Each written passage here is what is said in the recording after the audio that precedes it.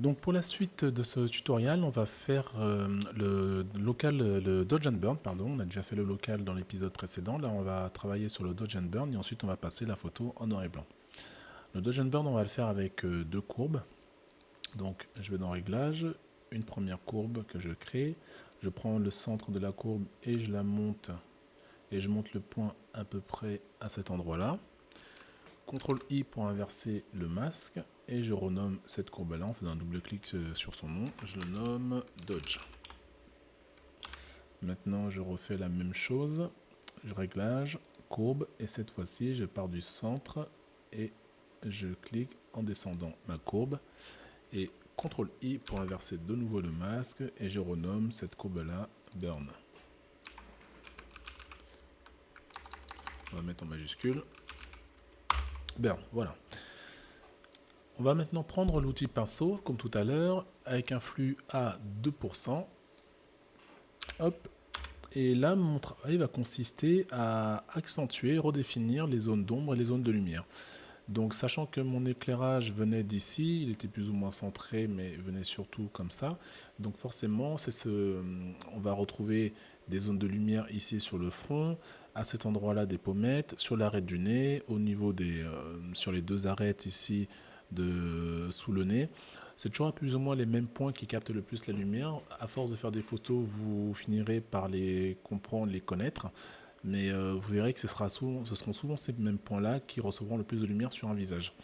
Donc avec ma courbe Dodge de sélectionner, donc j'ai sélectionné le masque, le pinceau à 2% de flux et 0% d'opacité, je vais commencer à peindre là où la lumière a tapé sur son visage. Donc sur cet endroit-là, sur la pommette ici, voilà, au-dessus des yeux à cet endroit-là, l'arrêt du nez également, hop, le bout du nez, un tout petit peu la narine ici, sous le nez, hop, ici, et au niveau du menton. Je passe un tout petit peu sur les lèvres, et au niveau de l'œil gauche, je fais la même chose. Ici, les pommettes ont reçu un peu de lumière, et le dessus des yeux, un peu de lumière également. Il y a la petite arête du cou ici qui a reçu également de la lumière, là où vous voyez également. Donc vraiment le travail consiste à repeindre là où la lumière existe déjà. On n'est pas là pour créer une zone de lumière par exemple ici, alors que là c'est une zone d'ombre. Donc on reste sur la logique de créer la lumière, enfin de repeindre là où la lumière existe déjà. Là je fais exprès de repasser un tout petit peu dans les yeux pour les éclaircir un tout petit peu. Là vous voyez la lumière elle a tapé également, donc je repasse à cet endroit-là des yeux. Je grossis un peu mon pinceau pour repasser de façon générale. Voilà, ici, partout où la lumière a tapé. Voilà. Je peux dézoomer un tout petit peu. Sur le bras, à cet endroit-là, la lumière a tapé fort. Et après, on voit, il y a une arête ici. Donc, hop, je repasse. Là, et ça part ici. Un peu sur le coude. Au niveau des doigts. Hop, les phalanges. Et sur le dessus du bras ici, voilà. Un tout petit peu là, et pareil de l'autre côté. Il y a un peu au niveau des seins, ici. Ok, nous y sommes. Je peux voir au niveau, pareil, des cuisses. Là, la lumière. Ok. Et ici. Voilà. Ensuite, je prends mon calque de burn, je prends le masque burn, je reste à 2%. Et je vais faire la même chose, mais dans les zones d'ombre. Donc je sais qu'au niveau du cou, ici, il y a de l'ombre. Là, de la joue, pardon, ici. L'intérieur du nez, pareil ici. Hop, juste sous le nez. Au niveau du menton. Le côté de la joue ici. Un tout petit peu là. Un tout petit peu ici. Ok. Sur le côté du bras.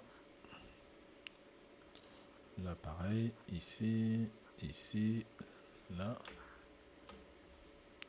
Ce côté-là. Un peu l'intérieur de la cuisse. Et un peu là. Voilà, donc j'ai fait mon Dodge and Burn, vous voyez ça a été très rapide, je peux sélectionner les deux, toujours avec Shift, Burn et Dodge, je fais CTRL-G et je vais renommer ce groupe DB. Voilà, hop, et si je fais le avant, après, Si jamais, par là, comme dans l'exemple, je trouve que Dodge est un peu trop fort, je retourne sur ma courbe de Dodge et je peux descendre un tout petit peu l'opacité. Là voilà, je trouve que c'est mieux, c'est un peu plus doux. Là on est pas mal, à 65 à 67%, je trouve qu'on est pas mal. Et au niveau du burn, oui ça va. Je vais descendre un tout petit peu, par exemple à 80. Ok.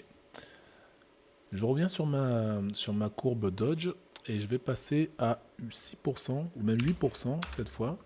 Et ce que je vais faire maintenant, c'est de passer un peu dans les cheveux, pareil dans les zones plus claires pour mettre un peu de volume. Donc hop, partout où c'est un peu clair sur les cheveux, je repasse un coup. Ça va rajouter un peu de volume et un peu de vivacité dans les cheveux. Surtout que là, elle est blonde, donc c'est nickel. Il y a des zones qui ont bien pris la lumière. Donc je les repasse bien, j'insiste bien, j'apporte de la luminosité. Voilà.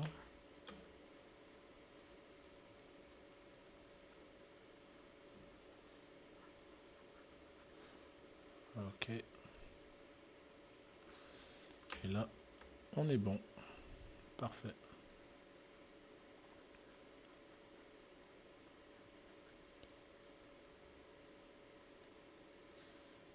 Super. Donc je pense qu'on a fini avec le Dodge Burn. Et il va être temps maintenant de passer la photo en noir et blanc. Et ça, c'est au prochain chapitre avec Exposure.